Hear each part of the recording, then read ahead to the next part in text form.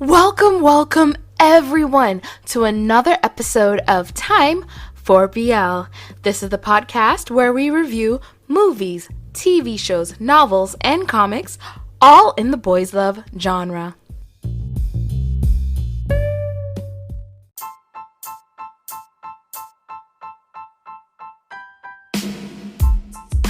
So yeah, I was supposed to be recording check out the series episode 6 viewing, and then I found out about His Man, so I recorded that. That was uploaded on Wednesday instead of Darn Type season 2 review. Need to figure out what day I'm going to put that on. Now I'm finally on check out episode 6. Last we left the show, Preyo found out that 9 is flirting with someone in the office. 9 had Candy pretending to be his girlfriend at work, and what's his name, Best likes Candy. And 9 and Dano went to the theme park place, and T just showed up.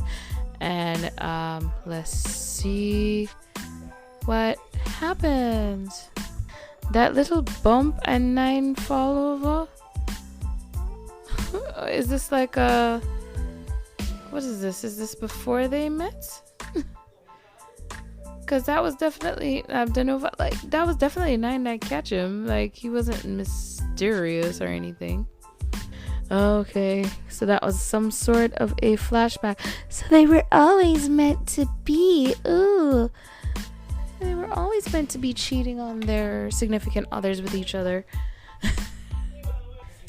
Anyone else think that 9 lied to Dano just to get him to the park? Because he said he wanted to go to the park, so he took him to the park. And like, the client canceled? I don't believe it. Not Best, Boat. His name is Boat. How did I forget his name was Boat? I am now confused. Did they get back to the office? Because last I recall, T was watching them in the last episode at the amusement park. And why is this camera moving around? Like, why isn't this a steady cam? It's still moving. Like, why isn't this on a steady cam? Okay, so this is a flashback as well to before he goes to the amusement park. Why do they do this? Now I'm wondering if there has been any steady cam at all throughout this show, because it's still moving. It's just been moving this whole time. The camera doesn't stop moving. So this whole argument between Preyo and Candy, I don't feel sorry for Candy one bit, and that's because of all the gaslighting she and 9 did. I just don't care that Preyo is shouting at you and telling you need to go to your house and watch your movie. She right. Why you ain't watching the movie at your own house? Why you have to watch it at his house? That makes sense to you? You call your friend and ask to go over to use their TV? And why did they end the last episode with them at the damn amusement park if they were going to start the whole thing over with them at the office getting ready to go at the amusement park? Who did the storyboard for this show, and why did they think this was a great sequence of events, especially since they start the whole thing at the amusement park, have the opening credits, and then go back to the office? Are you serious? Who edited this?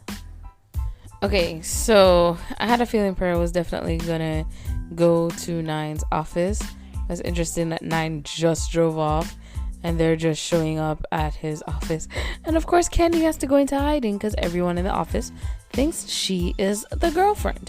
And this collagen thing keeps popping up. I don't think they've actually shown it being used. It's just always sitting on someone's desk. Like, why? Did he do that to get unblocked? Like, did he actually really need Dano to send him something? Or did he do that so that Dano would unblock him off of line of chat, whatever it is?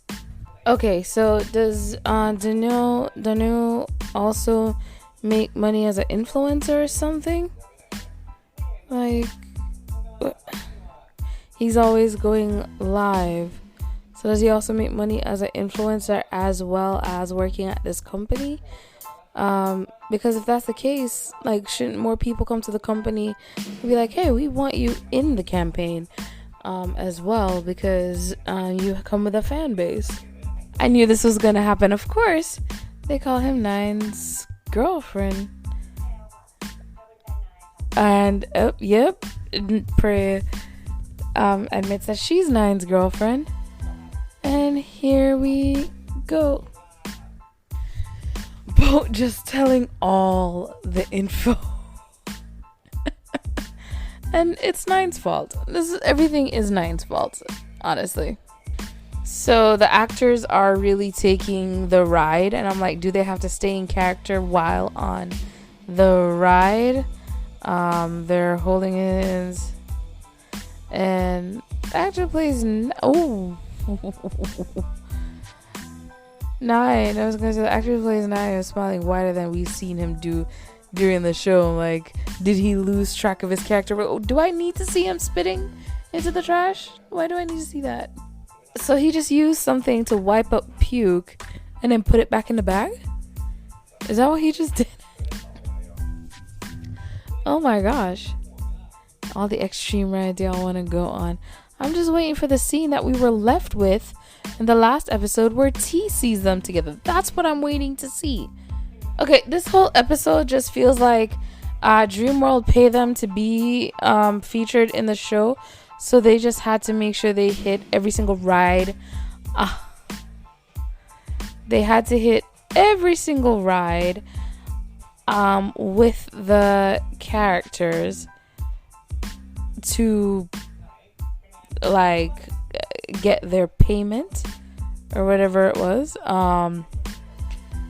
But, like, it feels like that movie with Mary-Kate and Ashley where they were at some hotel in the Bahamas and they just kept showing the features of the hotel throughout the whole movie, basically.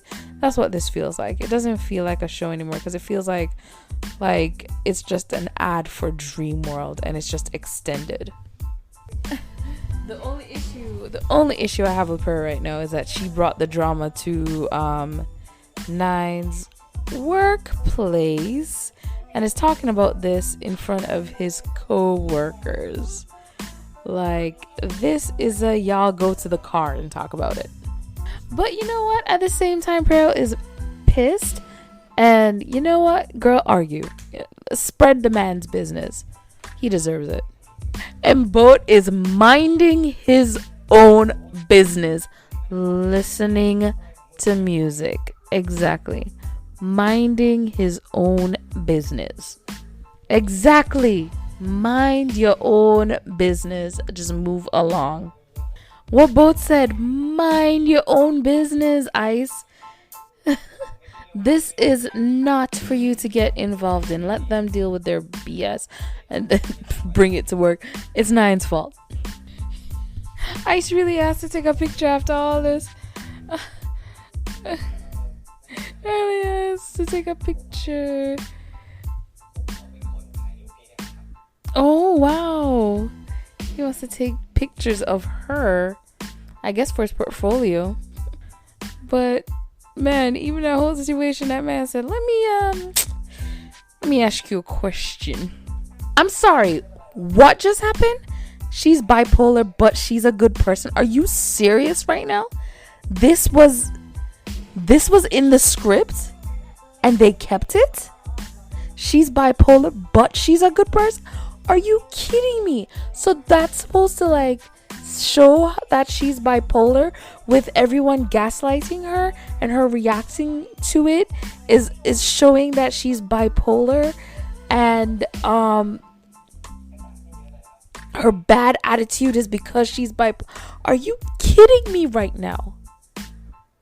Oh my gosh. Or is she just, like, trying to use bipolar as, like, an adjective or something? Like, oh, she's bipolar. Like, that's not...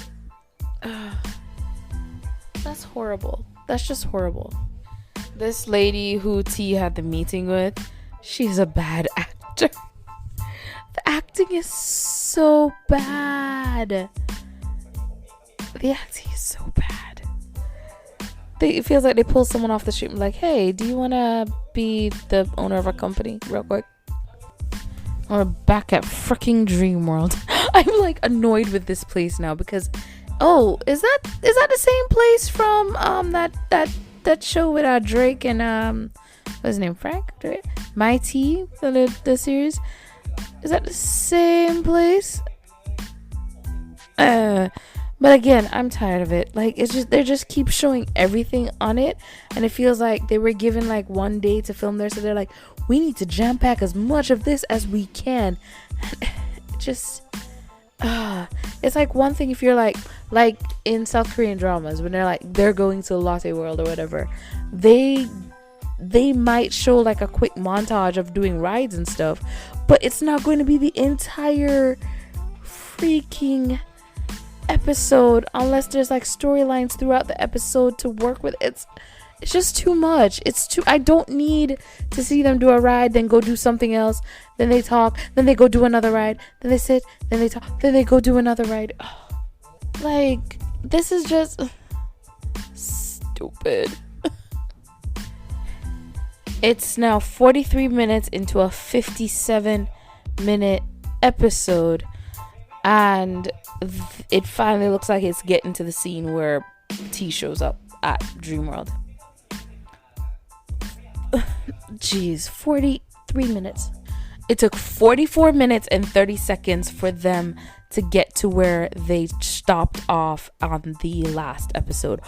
44 minutes to get to where they stopped on the last episode. What was the purpose of that whole scene with the stuffed animal?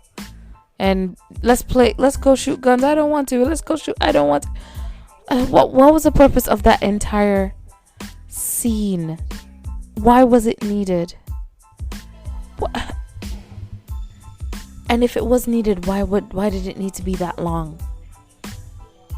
But how many pictures has Preo taken? How long has she just been there posing for this kid? And here is a new Dream World location.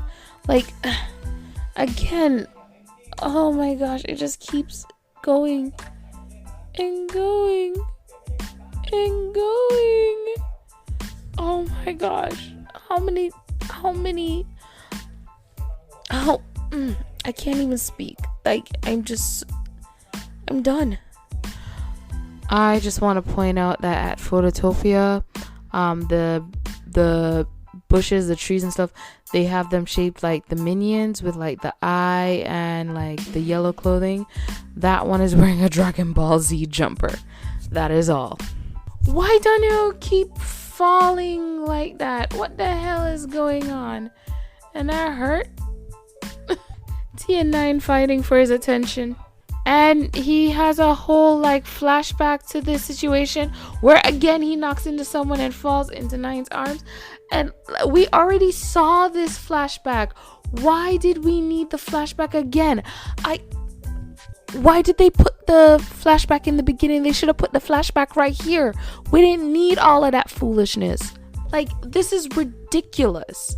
How badly this episode, like the other episodes have been like ugh, but this one is the worst episode so far, with everything, with plot, with storytelling, everything, because they just give us nothing in this episode. So she transferred the photos from the flash drive to her phone to put online, and she got a bunch of nice free photos. But how many photos did that kid take? So something I noticed as the credits are rolling, the person she calls or who calls her on the phone, if you look in the corner, it says contact 9NAA production or 9 now, whatever it's called, K Papier, who she talked on the phone to Kun Papier. Papier, I don't know how to pronounce their name properly, sorry about that. But yeah, that's who she talks to on the phone. So they just been using real people's name for that.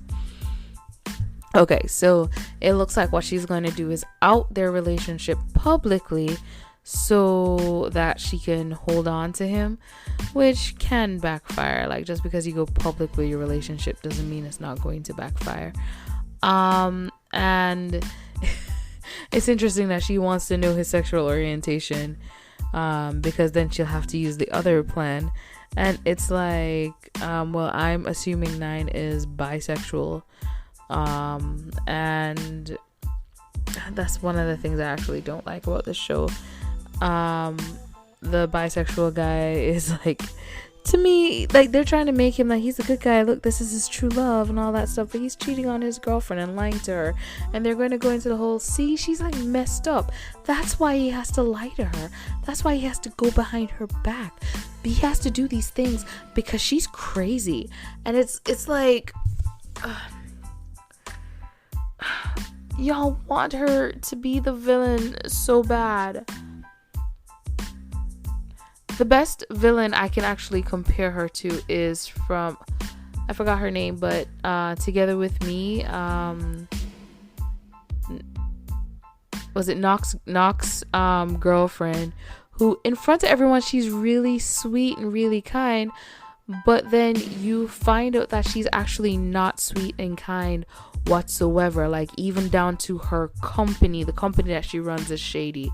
Everything she wears is fake because she's trying to like have this like image of wealth, and then we actually see where she does things to harm Korn and Knock, and also she doesn't seem to even love Knock, but his image, the way he looks, makes her look good. And we see that as everything is going on, like, Yua from the beginning doesn't like her, and we get to see why Yua doesn't like her and doesn't trust her. So the whole thing like grows, and as the show goes on, because at first we're like, oh, she seems okay, and then we're like, oh no, she's not okay. Okay, yeah, we hate her, and they did it in a way where it's like, yeah, I can see why we hate her. But with Priv, like, in the beginning I was like, oh, okay, so she's the ex-girlfriend who's coming back and she's forcing her way into his life. Right, she's the bad guy. He takes her back. Okay, wait, he's still thinking about that guy, so he goes searching for that guy while in a relationship with this girl. Like, it would have been different if it was the same way with Korn and Knock, where they just happen to see each other again, and the whole point is for them to rekindle their friendship, and then it grew into something else. It would have been different if his friend T was like, hey, you want to come work for my company? And he goes there, and it's just like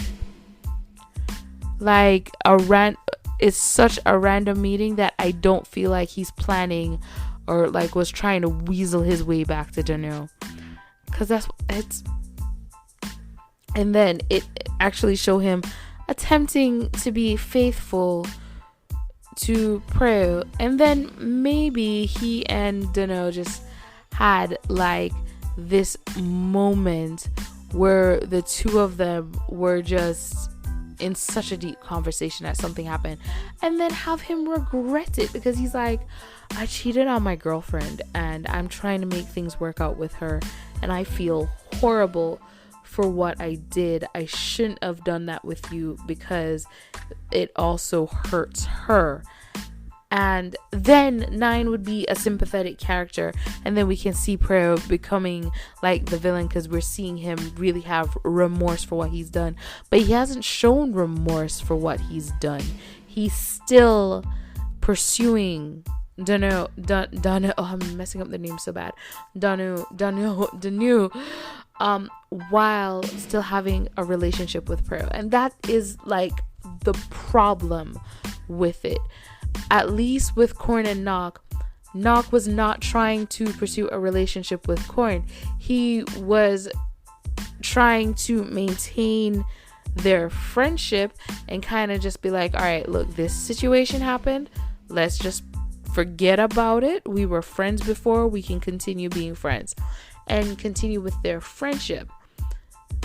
9 is trying to beat T into getting with Dano, like basically end their relationship so he can get him, while having his girlfriend on the side.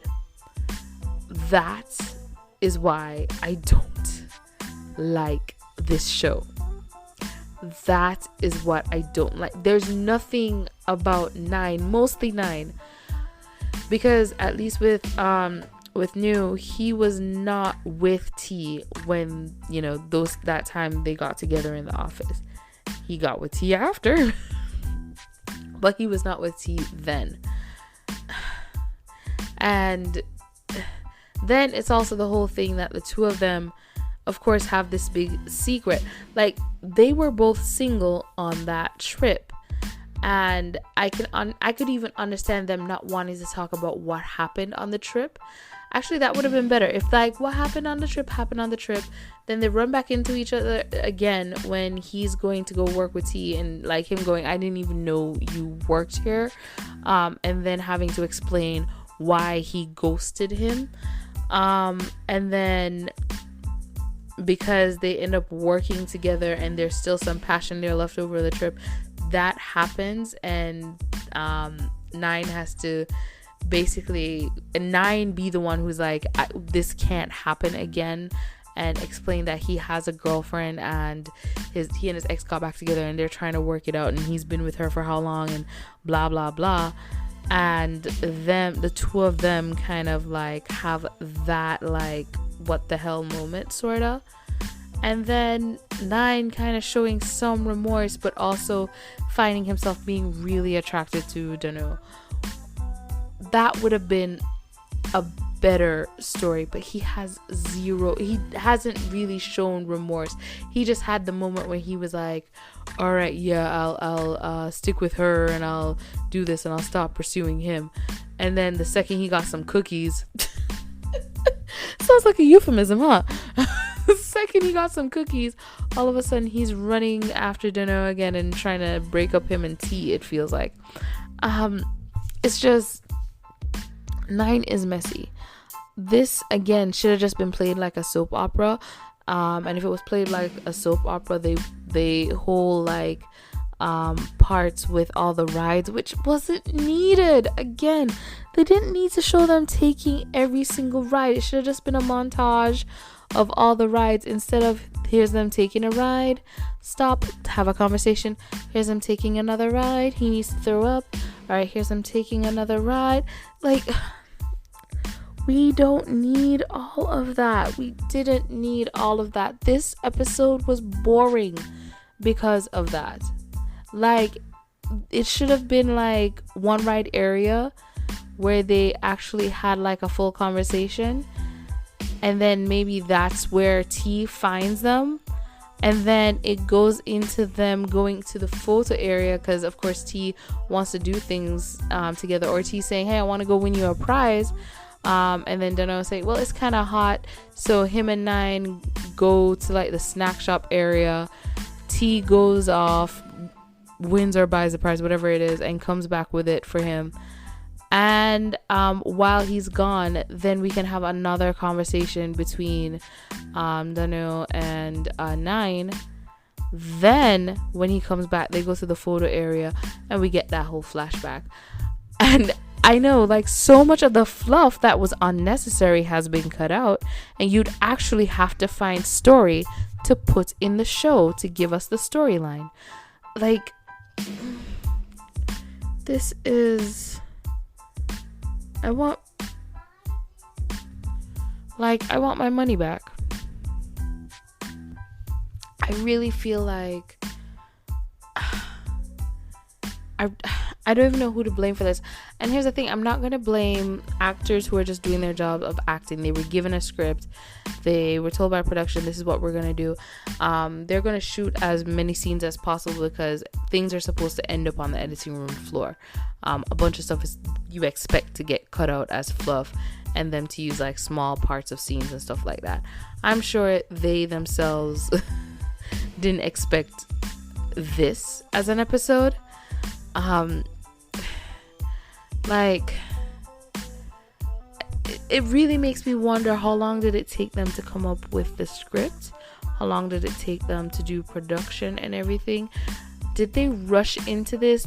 How many people proofread or like went through the story to help like pick out things? It really makes me wonder, because this is sad. This is just very sad. I have nothing else to say about check out episode 6. Thank you guys for joining my hell. Have a good morning, good evening, good afternoon, and good night, whatever it is, wherever you are.